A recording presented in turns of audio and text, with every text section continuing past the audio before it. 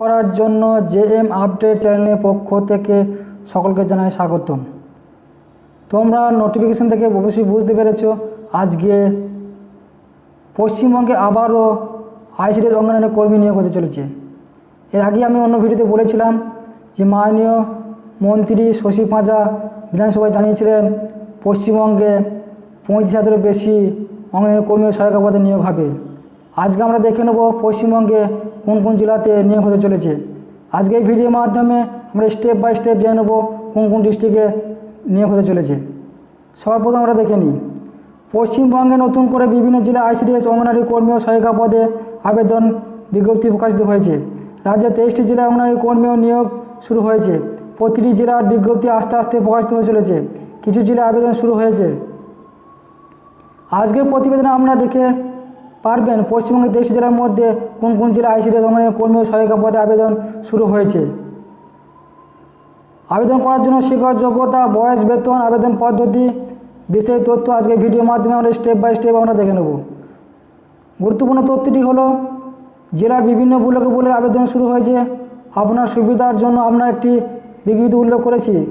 বাকি বিজ্ঞপ্তি জেলা অফিসিয়াল ওয়েবসাইটে গিয়ে আপনারা দেখে নিতে পারবেন। আমি ডিসক্রিপশন বক্সে লিঙ্ক দিয়ে দেবো। বয়স সময় কী লাগবে? চাকরি প্রার্থীর বয়স 1/1/2024 অনুযায়ী ন্যূনতম 18 থেকে 35 বছরের মধ্যে হতে হবে।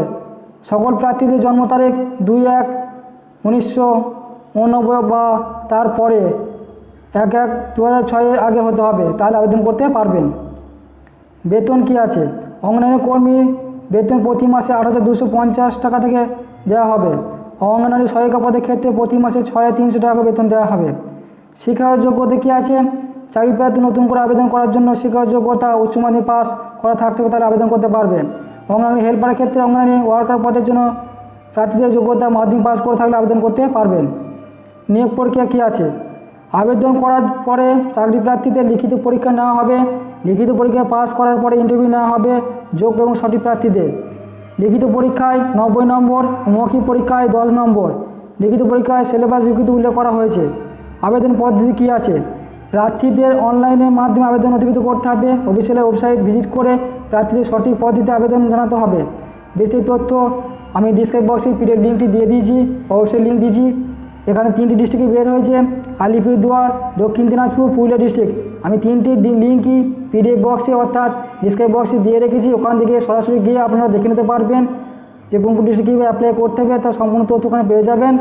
নির্ভুলভাবে প্রত্যেকে আবেদন করবেন, কোনো ভুল না হয়ে থাকে। এবং প্রত্যেকে যদি কোনো অসুবিধা হয়ে থাকলে প্রত্যেকে কমেন্ট করে জানাবেন এবং প্রত্যেককে আমি সম্পূর্ণ তথ্য জানিয়ে দেবো কীভাবে আবেদন করবেন, কোথায় গিয়ে করতে হবে। আমি লিঙ্ক দিয়েছি, সেই লিঙ্কে সরাসরি জানবেন। কোনো অসুবিধা হলে আমাকে জানাবেন, আমি প্রত্যেকে সমাধান করে দেবো। ভিডিও ভালো লাগে তাহলে প্রত্যেকেই লাইক, কমেন্ট, শেয়ার করবেন এবং পাশে থেকে বেল আইকনটি ক্লিক করবেন সবার আগে আমার ভিডিও পেতে। ধন্যবাদ।